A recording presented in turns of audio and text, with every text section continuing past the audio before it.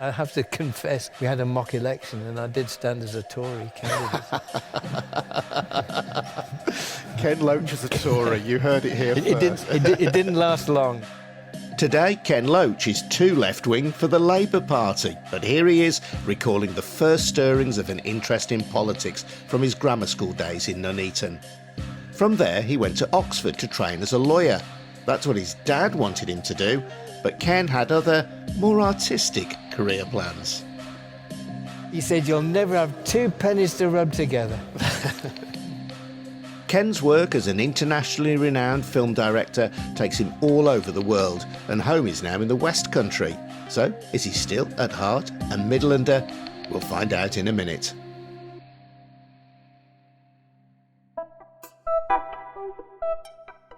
This is Made in the Midlands, an original commission by the Coventry UK City of Culture, hosted by Adrian Goldberg.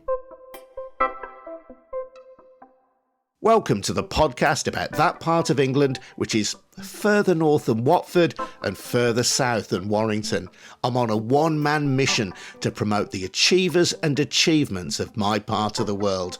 And each week I speak to a well-known Midlander about what their home place means to them.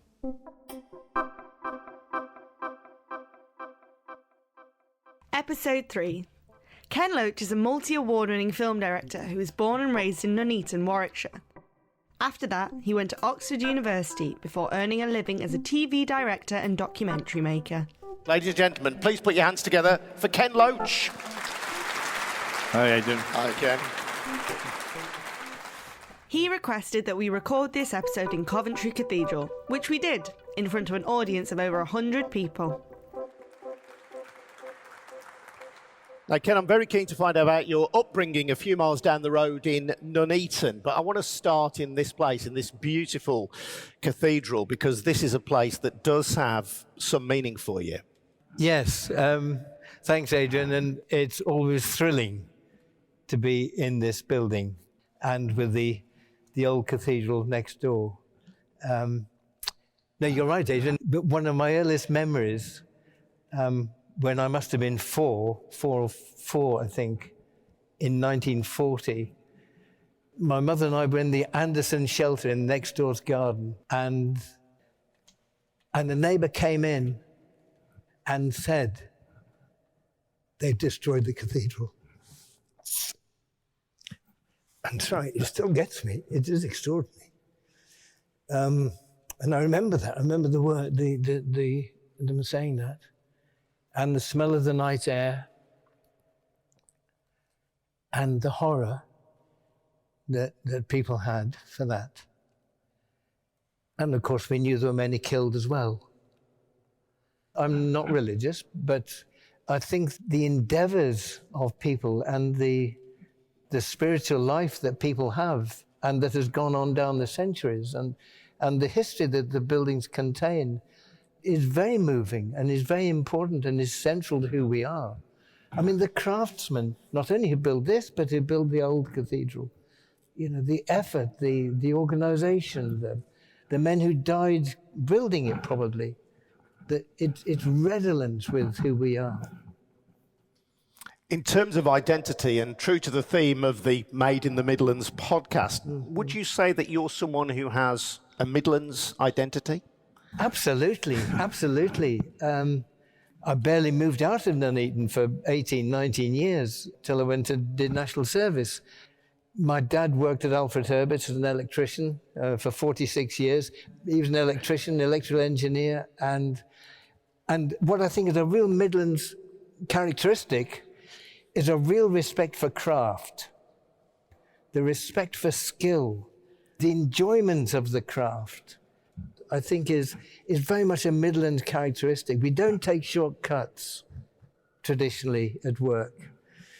And the school I went to, in the grammar school in Nuneaton, had a wonderful history master, Sidney Reed Brett. And he carried that same rigour into his analysis of history. His system of notation, you'd have causes, you'd have root causes, you'd have immediate causes. Beneath that, you'd have 1, 2, 3. Under that, you'd have A, B, C. And under that, you'd have Roman numerals, 1, 2, dotted, 3, 1V for 4. And you had to analyze your thoughts, you had to analyze what you were studying. And that rigor, I think, is a Midland characteristic. You know, we go to the root. He said, you know what a radish is? It's a vegetable you get from the root. And to really understand the world, you have to be radical, like the radish, same word, go to the root. And that image of what it is to be rigorous just stuck with me ever since. And that clearly permeates your filmmaking, and you still maintain close connections with your hometown of Nuneaton. Just so we're clear about this, you're not just somebody who's swanned in today to Coventry, but you're a regular visitor still and have connections. What can you remember about your early life in Nuneaton? Looking back, my memories of Nuneaton are that its diversity. It was a proper town. There were every kind of shop you wanted. And when I go back now, it's hollowed out. And that richness of a community that is self-sufficient has gone. I remember having, my mum used sometimes to go to J.C. Smith's for a cup of tea and a cake, and the waitresses, you know, were black and white, proper waitresses gear. I think it was the department store that had a bacon counter with a man who would slice you the bacon. It would Parsons and Sherwin's, the hardware shop, the chemist, Ilif's, I think it was Ilif's, the chemist, Leeks, I think they're still Leeks, the jewelers. But they were people you knew who would give you advice and who would guide you through what you wanted to buy if you didn't know. It was a very identifiable community. I mean, it was a working class town, but a town with dignity and a town with kind of a sense of its own identity. I'm proud of it, really. And when you say the town now has been hollowed out, what do you mean by that? Most of the big shops have closed as more and more shopping went online. But online shopping isolates people, and that sense of community, the town centre being somewhere where you met friends, and like the library, where we always used to hang out as kids, that seems to have gone. You were raised on the team Nuneaton Borough. So just tell me about those memories. Evoke some of that nostalgia, if you would. Well, we lived in Manor Court Road, which was on the same street as the football club. Sadly, it's not there anymore. It was a few hundred yards from the borough. So I used to go there with my dad when I was must have been 5, 6 years old, though my dad worked away during the war. But I used to go there when I was very young. It was... Again, I went with my dad and we sat in the stand because I was so small. I wouldn't have seen the game if we'd been standing on the roadside end, which was where a lot of the fans stood behind the goal. And I remember a lot of the old blokes had a pipe. So it's the pipe smoke that used to evoke being at Nuneaton Borough. And we had a German goalkeeper as a prisoner of war during the war. And he played for the reserves, and I think he went on to play in the first team. And I was trying to remember his name, and it's just escaped me. And when he was playing in the reserves, I had an autograph book, and I walked around the ground behind the goal, and when they were up the other end, he gave me his autograph. He gave me his autograph, and I was as pleased as punch by that. People might know you these days as a supporter of Bath City. Yes. How do you explain that then, Ken? Well, I think it's important to support your local team because you want to go to the game. I mean, there's no point in following football if you don't go to the game, is there? You were of mining stock. Your family going back were miners in Bedworth, just up the road? Yes. My grandfather was a miner. Most of his sons were miners. It was a family of 10 in Newtown Road, Bedworth. And the last surviving sibling died just a few years ago at over 100, Louis, in Bedworth, and I saw her just before she died. And would it be fair to say, especially in light of your work, that part of that identity, that Midlands identity, the mining identity, was a working class identity? It was. I mean, my mother's family, where my grandfather on my mother's side was a tailor, and he had a shop in just next to the old police station in Nuneaton, opposite the town hall, with the Corinthian pillars. And then he moved to Queen's Road, opposite a fantastic old pub, which of course is no longer there, the King's Head, which was, I think, was 17th century, very old, lovely pub, which of course had to be knocked down. So in a way, they were petty bourgeois, I guess, to be precise.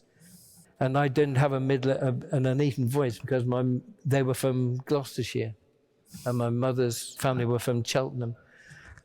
I've seen your dad described as a working class Tory. I heard it said that he turned down a promotion because it would have meant receiving monthly paychecks rather than cash at the end of the week. Is that true? Well, he was reluctant, yes. He liked his pay in the brown envelope every week. But towards the end of his life, he did, and he became in charge of the maintenance. But he was the perfect employee because he was absolutely loyal. He worked 7 days a week. 7 days a week for maintenance, because he had to work not only when the factory was going, but when it was shut, because there was some maintenance you could only do when the factory was closed. So he went in 7 days a week, every morning at 6:30. A bus would come and pick him up every day, Saturday morning and Sunday morning. And then he got ill with cancer just before he was due to retire, and then he died 2 or 3 years later, and his pension stopped with him. So from the employer's point of view, he was the perfect employee, tragically for him. Your dad was a Daily Express reader. How conscious were you growing up of politics? I was conscious. Yes, I was conscious. I mean, looking back, the straight imperialist propaganda from Beaverbrook. Yes, I mean, straight imperialism. And that came in, and I have to confess, cathedrals are where you confess, aren't they? I have to confess, just after the war, we had a mock election, and I did stand as a Tory candidate. Ken Loach as a Tory, you heard it here first. It didn't last long. Mea culpa, but in expiation, it didn't last long. But I did hear Nye Bevan speak. He came to Nuneaton in the Co-op Hall, which was one of the few decent buildings in the town, and where they used to have tea dances. And my mother and father, I think, met at a tea dance in the Co-op Hall. And that's gone now. It's where we did school plays, for anybody who knows Nuneaton.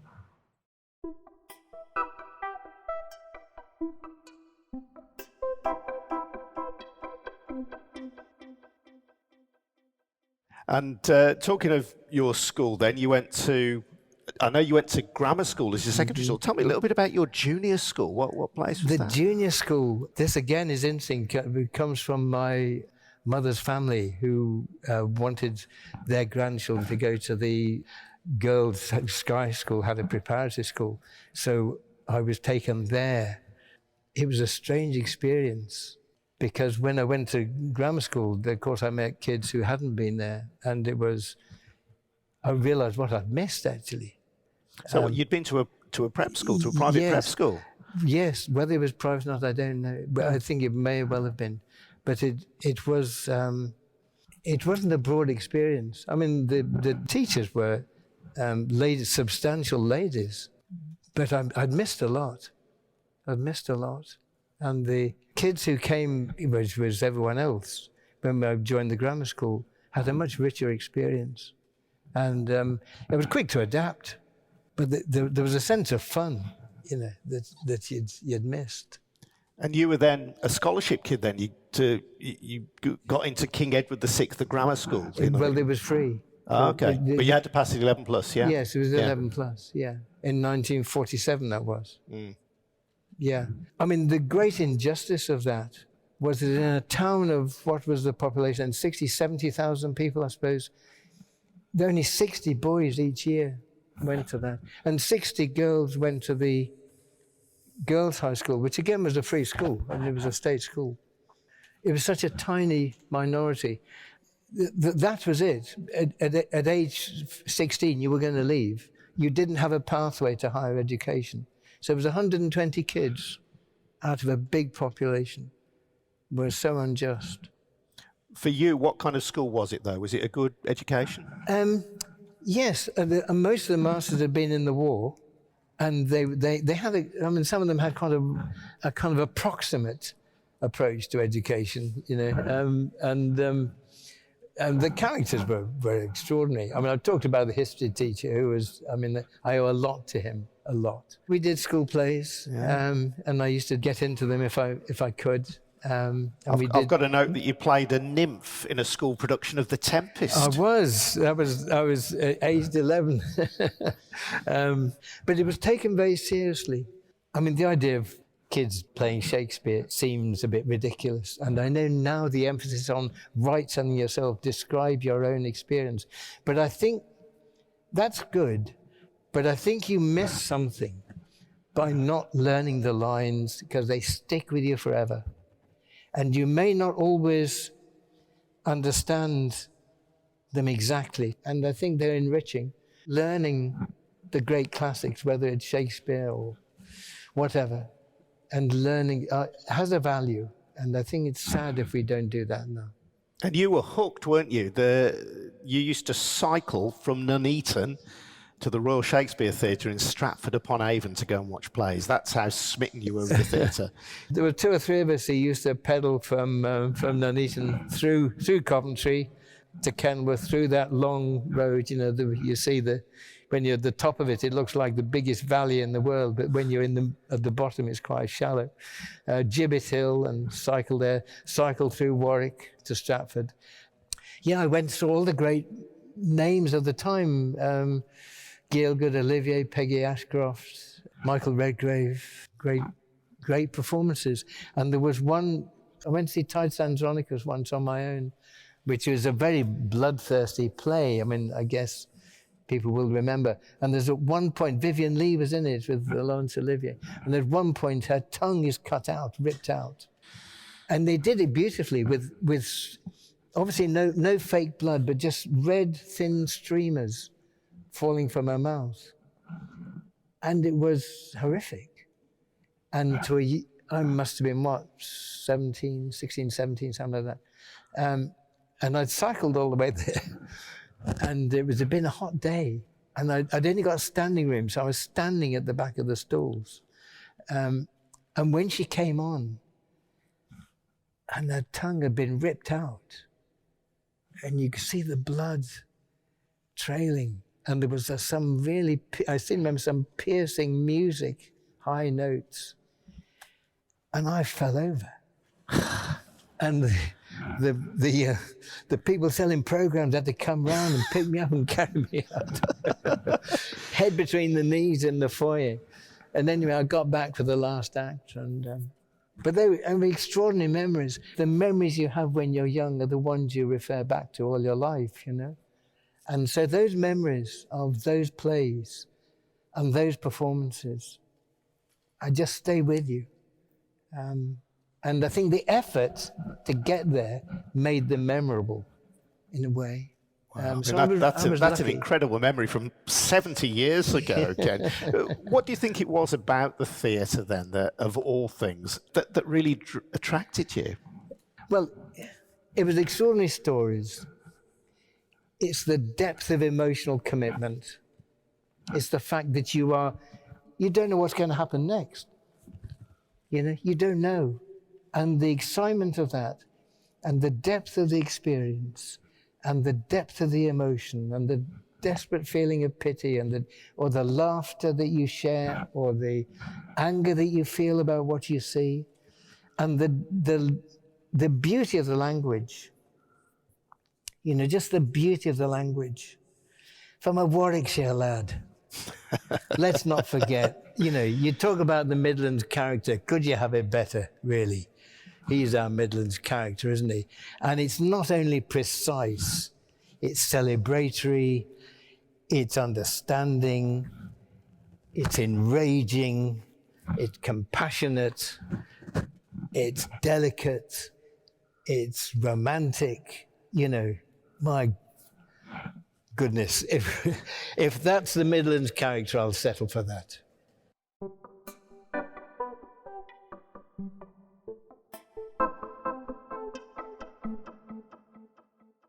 You're obviously smitten by the theatre. You're a bright lad doing well, and we'll talk about Oxford in a while. But your first job, I think, was in this city, in Coventry. Yes, amazingly. When I think I must have been on holiday, and when the Belgrade Theatre opened, and I got a job backstage. The opening production was a musical of the importance of being earnest, and dressing one of the main actors, singers in that, in fact, a bloke called Brian Johnson, was me. Ironing his trousers, helping him into his frock coat, and enjoying all the backstage gossip that was going on. And there was quite a bit. There were close relations with the visiting thespians at the Hippodrome, and I had to be very discreet. But no, it was an insight into the professional theatre that you don't get if you're just in the audience. After school, you did national service in the RAF. You went to Oxford. At what point did you become politically aware? Not at university. Not at university. I mean, I was a misspent youth, putting on plays, really, which was extraordinary and I mean, a great education in itself. But I was meant to study law, but I didn't study a great deal of law, sadly, much to my father's despair, because for a factory electrician in Nuneaton to have a son, get into a university, and that one, he was very touched by that, and he was massively disappointed that I didn't become a lawyer, which I'm sure any parent now will understand. But the politics came later, after I joined the BBC and was working on a series called The Wednesday Play. We were doing contemporary fiction, and the writers we worked with and the people who were engaged were looking at the world and trying to understand it. And this is where my memory of S. Reed Brett, the history teacher at the grammar school, came in. Because once you start to look at how society works, you have to ask the questions. And when you ask the questions, then the answers become all too apparent. And there's a stage-by-stage development to say, hey, things aren't right here. And I guess that's what led to politics. You must have reflected on your own sort of gilded progress to that stage then, really, hadn't you? The prep school, passing the 11 plus, getting to Oxford. How did you look back then on your own path to the BBC? Extraordinary fortune. I was just lucky, really, to be one of 60 boys in that town, to have the luck to be able to stay on. I mean, my dad, he won a scholarship to the grammar school when he was 11, and his mother said, I'm sorry, you can't go, we can't afford the uniform. And that would have been 1916. And he carried that disappointment all his life. That's why he was chuffed when I got in.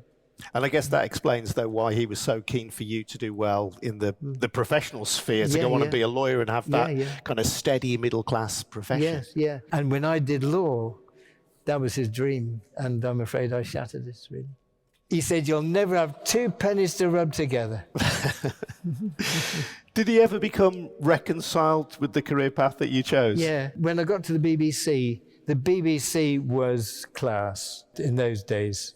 The BBC was respectable. And he lived long enough to see them go out nationally.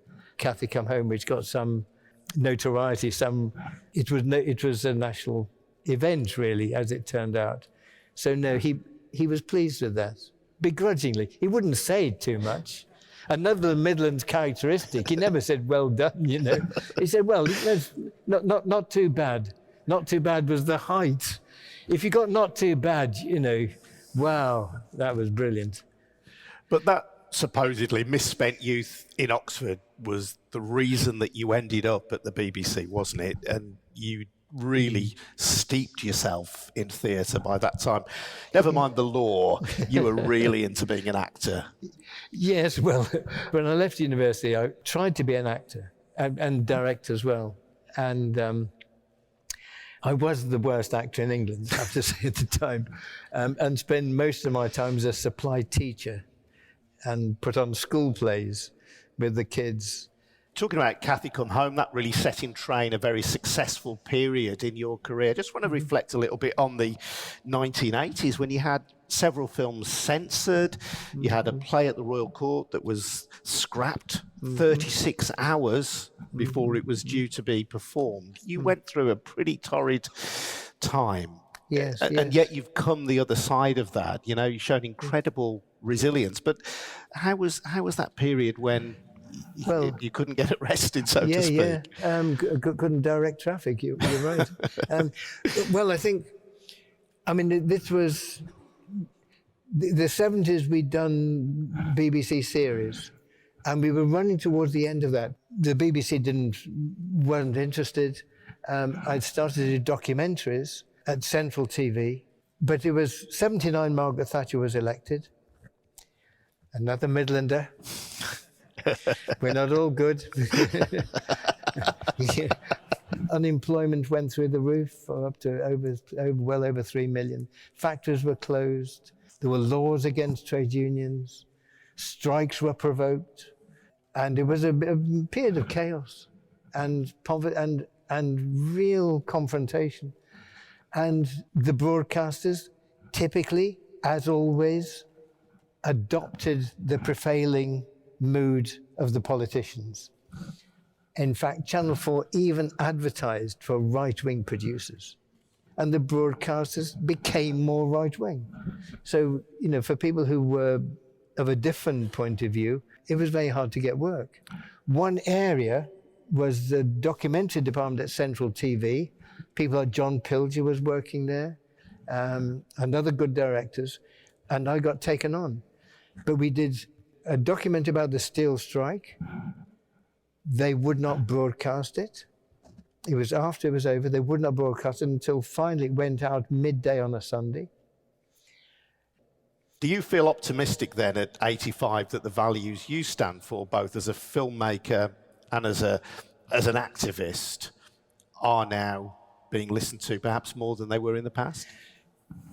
I think they exist and they're very present. The balance of power at the moment has swung very much against us. While people are treated with such contempt at work, when people live in poverty, when the food banks are rising, and we know the desperate conflict at the heart of our society. So until there is some social justice, we cannot live in equilibrium.